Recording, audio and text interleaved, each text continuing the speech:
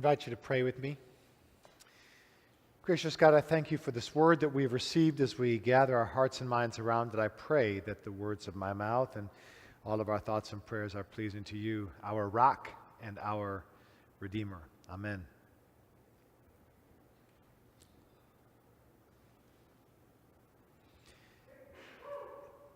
In 2008, my wife and I took a trip to the Holy Land. That's the territory, Israel-Palestine, that's so prevalent in the news and an area that's hotly contested over in terms of boundaries and land ownership, the Holy Land. We traveled there on a 10-day tour with a tour group in the spring of 2008, and on one of our afternoons, our itinerary called for us to visit the western wall of the temple in Jerusalem, that ancient city. Now, we have been talking about the temple a little bit here in worship over the past few weeks. The temple was originally built all the way back 900 years before the time of Jesus. And that temple stood, this was the holy house of God, the place where God was literally believed to live and dwell. That temple stood for about 300 years until, as we said 2 weeks ago, the Babylonians invaded Jerusalem and destroyed the temple, burning it to the ground. The ruins of that temple sat there on the ground for about 100 years until the year 500 before the time of Jesus, 500 years before Christ. A second temple was built right on top of the rubble of the old temple, called the Second Temple. And that temple lasted for over 500 years. It was the temple that Jesus visited. When we read about in Scripture about Jesus going to the temple, that was the temple that's referred.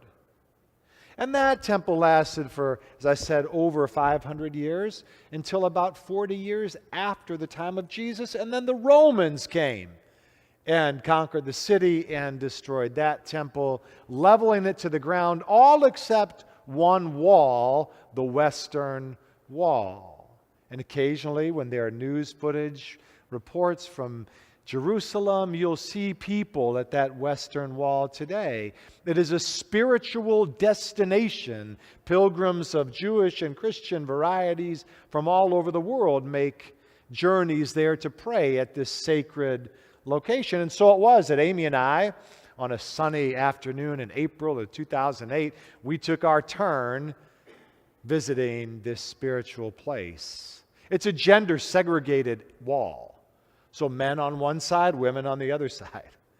And while I, on the men's side, was having the profoundly secular experience of being hustled by somebody posing as a rabbi who ended up swindling me out of $20 for prayers offered to God. Another story which I'll tell on another day.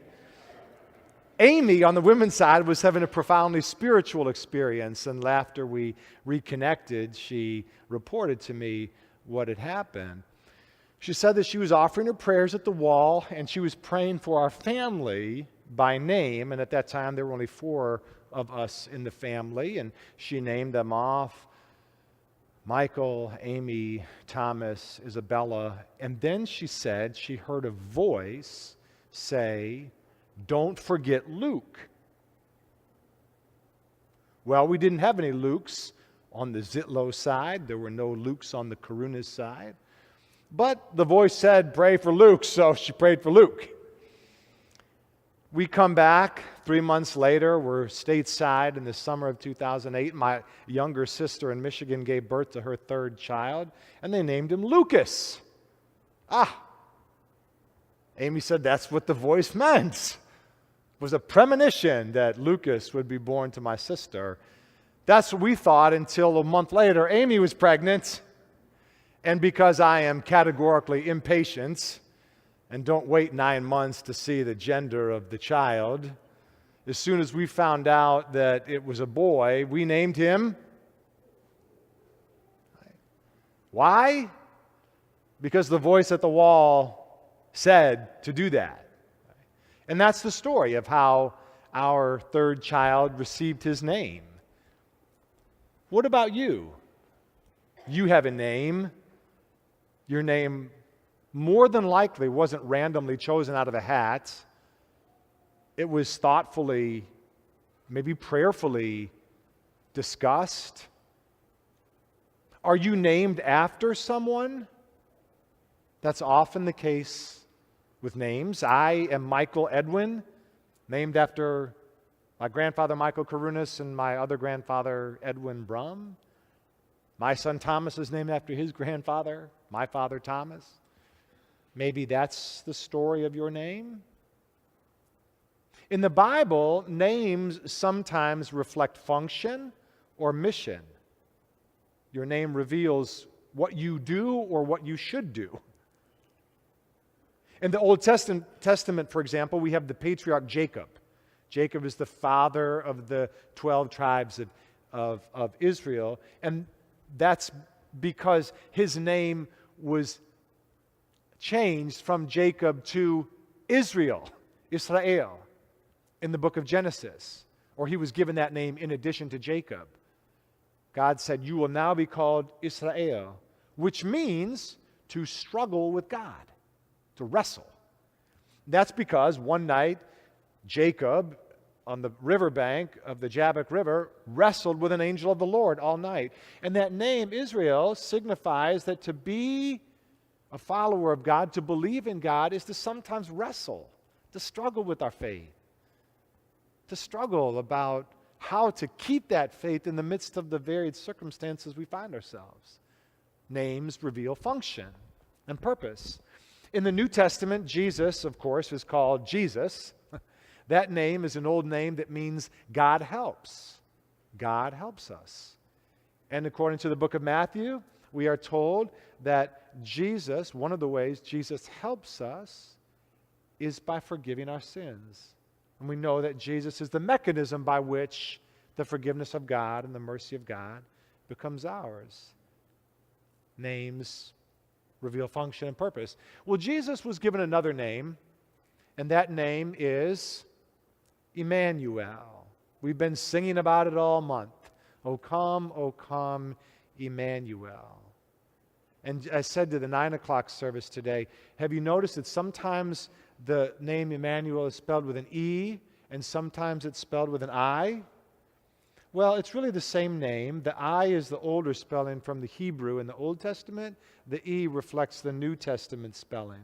So it's really no different. One just reflects Greek of the New Testament versus Hebrew in the Old Testament. So both spellings are acceptable.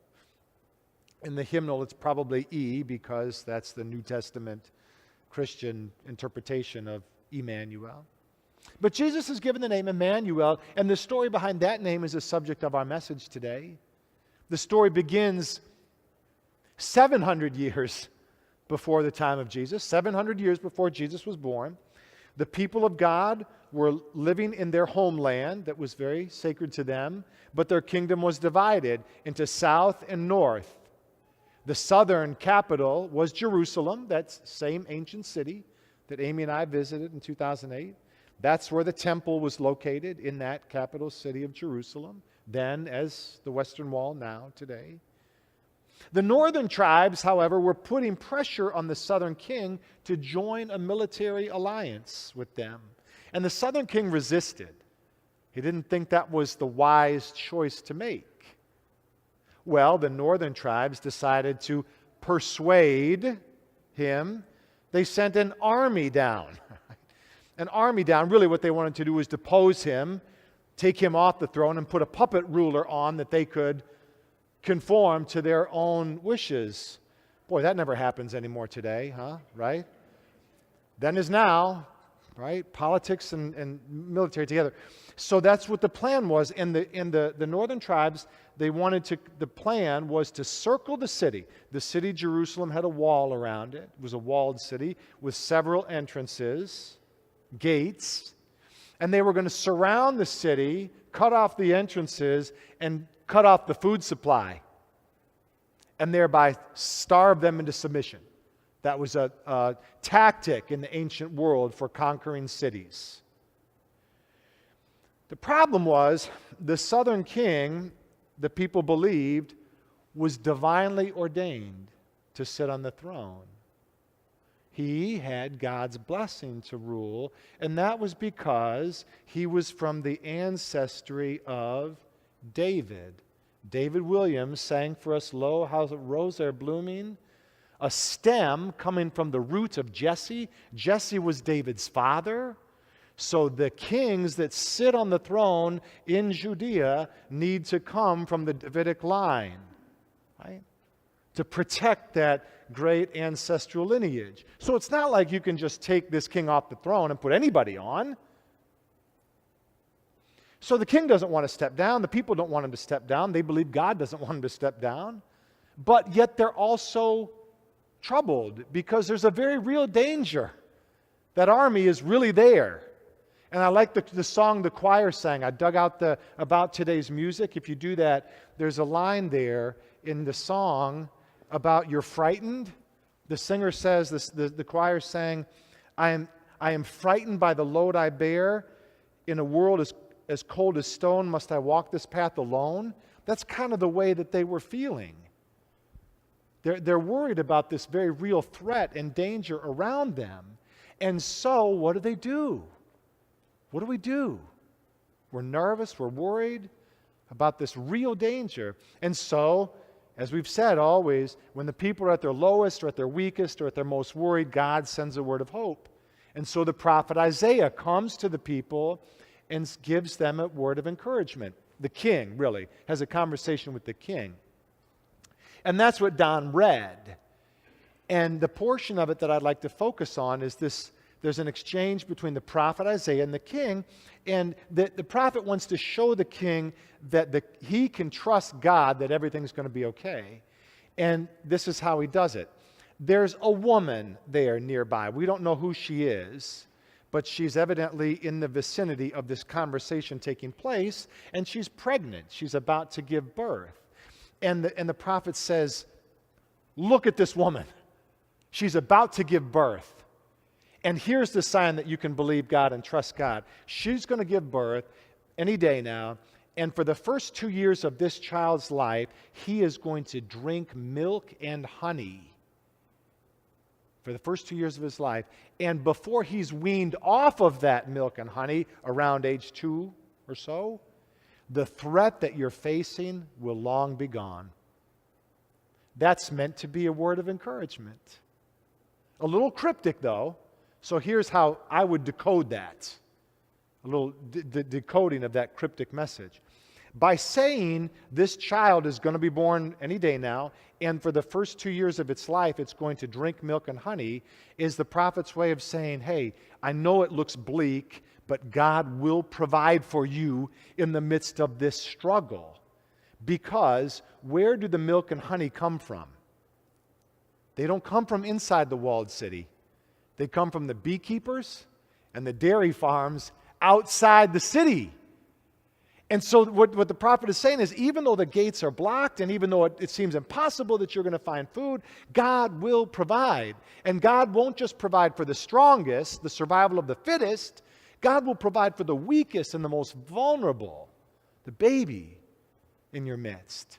So it's a code of saying God will provide in the midst of your struggle. And by saying within the time that it takes for this child to be weaned, the struggle will be gone, the threat will be over, that's the prophet's way of saying it'll be gone in no time.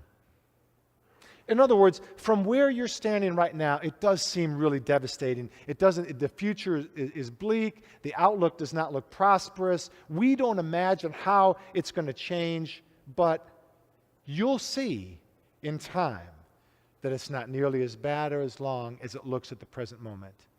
That's why the child is named Emmanuel.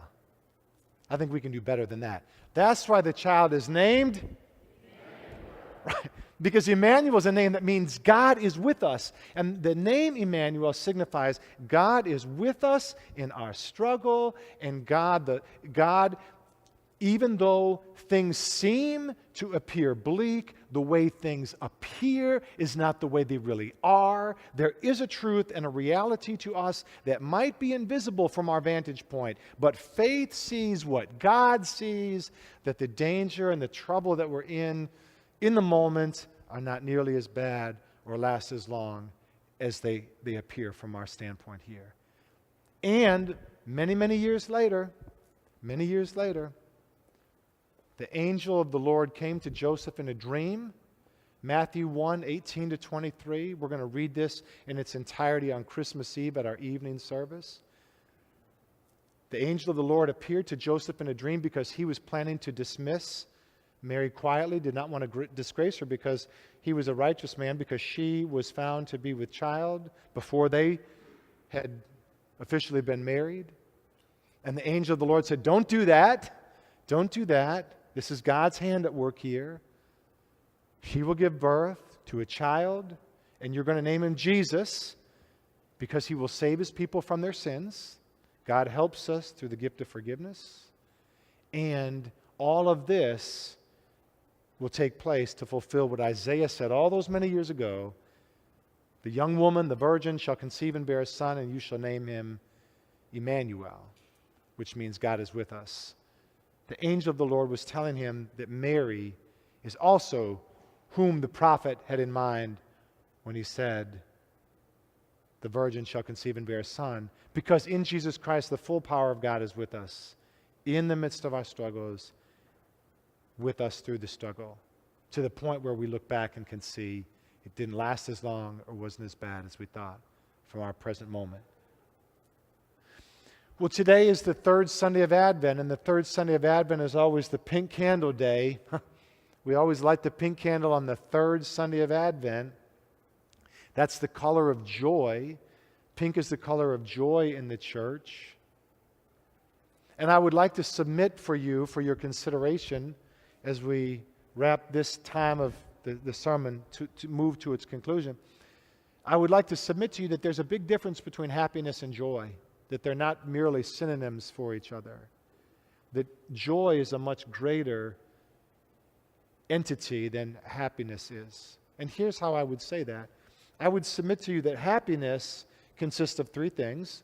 Happiness is temporary, doesn't last very long. Happiness is conditional. Happiness is something we experience only when certain things are lined up in the right order. And happiness deals with our physical comfort, our physical life. So, for example, a paycheck. Does getting a paycheck make us happy? Sure.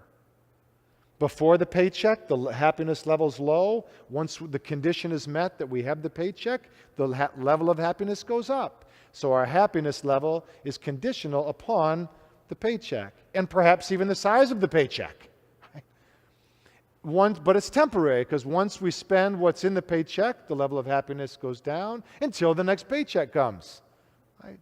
It's temporary and it's conditional, and the paycheck deals with physical things. We use the money of the paycheck to do things like pay for shelter, pay for food, pay for electricity, pay for gas, pay for clothing, and maybe a toy or two. Right? But all about our physical comfort. Joy also consists of three things. Joy, I would submit, though, is not temporary, it's lasting. It lasts beyond the individual moment. It endures. Joy is not conditional upon certain things lining up the way we'd like them to. And joy is about our spiritual well-being more than our physical comfort. So, where happiness is getting the paycheck, joy is about finding a career or a vocation or doing work that is meaningful and fulfilling regardless of how much is in the paycheck. Now, when you have that job or that vocation or that responsibility that brings you true fulfillment and meaning, there can be good days and bad days in that job. The paycheck can go up or down, but it's not dependent upon those things. It's a deeper feeling of satisfaction and gratitude that comes That's the difference between happiness and joy. Happiness is having our problem solved. Joy is knowing that God is with us in the midst of the problem. Happiness is having a body that's strong and healthy, that allows us to do all the wonderful physical things that brings a smile to our face. Joy is the understanding and the belief that we're still valuable and we're still worthwhile, even when our bodies are breaking down and we can't do all the wonderful things we used to be able to do. Right? Happiness is having the outcome that we want, winning the lottery, getting the job that I'm hoping for, getting into the college of my choice, having my child marry the person that I want them to marry, whatever it is. Right? That's happiness. Joy is understanding that God is still God, God is still good, and most importantly, God can still be trusted even when the outcome isn't the one that I was wanting. That's why we sing joy to the world and not happy is the world. We don't sing happy is the world, we sing joy to the world, the Lord has come. Let earth receive her King. Let every heart prepare room for him, and heaven and nature sing. Because Emmanuel is about joy. It's about God with us in the struggle, through the struggle, and past the struggle. And who we are and our identity as spiritual people is not dependent upon the physical things of life. We sang for our prayer hymn verses 1 and 3 of O Come, Emmanuel, and we really focused on verse 3 today. To us the path of knowledge show, and guide us in wisdom's way to go. We sang that in honor of that king all those many years ago, and in honor of us today who really struggle with what to do, wanting to do the right thing, make the right choice, especially in the midst of difficult situations. So that's our prayer. That's a way of praying that prayer. God, send us that wisdom so that we stay close to you in the midst of our struggles, because we know that you'll stay close with us.